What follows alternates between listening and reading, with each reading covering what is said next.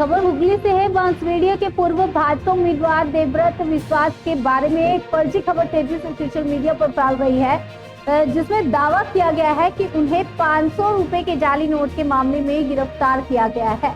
इस खबर के बाद राजनीतिक गलियारों में हलचल मच गई है। देवव्रत विश्वास ने खुद इस खबर का खंडन किया है और कहा कि वे इस मामले में कानूनी कार्रवाई करेंगे। उन्होंने मगरा थाने में लिखित शिकायत दर्ज कराई और साइबर क्राइम विभाग को भी सूचित किया है। देवव्रत विश्वास ने कहा, जो यूट्यूबर झूठी खबर फैला रहा है उसके खिलाफ मैं कानूनी कार्रवाई करूंगा। कुछ समाज विरोधी व्यक्ति पैसे खर्च करके इस तरह की झूठी खबरें फैला रहे हैं। उन्होंने आगे कहा कि प्रशासन को इस मामले की जानकारी दी गई है और वे उम्मीद करते हैं कि जल्द ही इस फर्जी प्रचार के पीछे कौन है ये सामने आएगा और प्रशासन उचित कार्रवाई करेगी। কি ষড়যন্ত্র করা হচ্ছে এটা আমি দেখার পরেই সাথে সাথে আমরা মগরা থানায় যাই। আমাদের দলীয় কর্মীরা, আমাদের ভাইরা সকলে মিলে যাই, সাথে সাথে মগরা থানায় গিয়ে সাইবার ক্রাইমে আমরা অভিযোগ দায়ের করি এবং আগামী দিন এই ইউটিউবারের গ্রেপ্তারের দাবিতে আমরা চুচড়ো কোর্টে গিয়ে মামলাও করব এবং ডিফামেশন স্যুট করব, মানহানির মামলা করব। কেননা এরকম একটা ফেক নিউজ তৈরি করে আমাদের সমস্ত কর্মীরাও বিভ্রান্ত।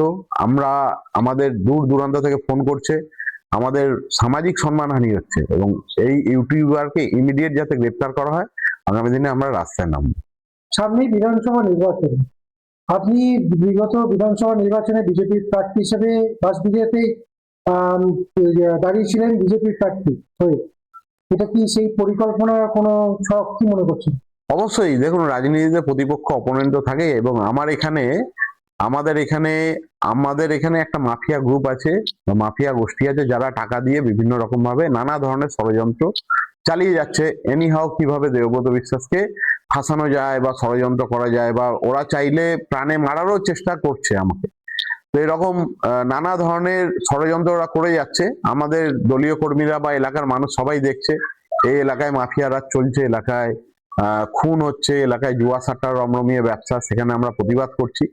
তো সেই জায়গায় এই ষড়যন্ত্রকারীরা কি করছে, তাদের কালো টাকা দিয়ে এদিক ওদিক থেকে লোককে দিয়ে এই ধরনের নোংরামিগুলো করেই যাচ্ছে। এইবার ডাইরেক্ট এই ইউটিউবার যে আছে আতে ঘা, তাকে দিয়ে এই ডাইরেক্ট এরকম ইউটিউবে একটা ফেক নিউজ করেছে, যার জন্য আমরা আগামী দিনে এটা নিয়ে আমরা অলরেডি থানায় আমরা জিডি করেছি এবং ডিফামেশন শুট করব এবং আগামী দিনে রাস্তায় নেমে মিটিং মিছিল এবং ওর গ্রেপ্তারির দাবিতে হাতে গার যে ইউটিউবারের যে মালিক আছে বা যে করছে এই ফেক নিউজ, তার গ্রেপ্তারের দাবিতে আমরা রাস্তায় নামবো।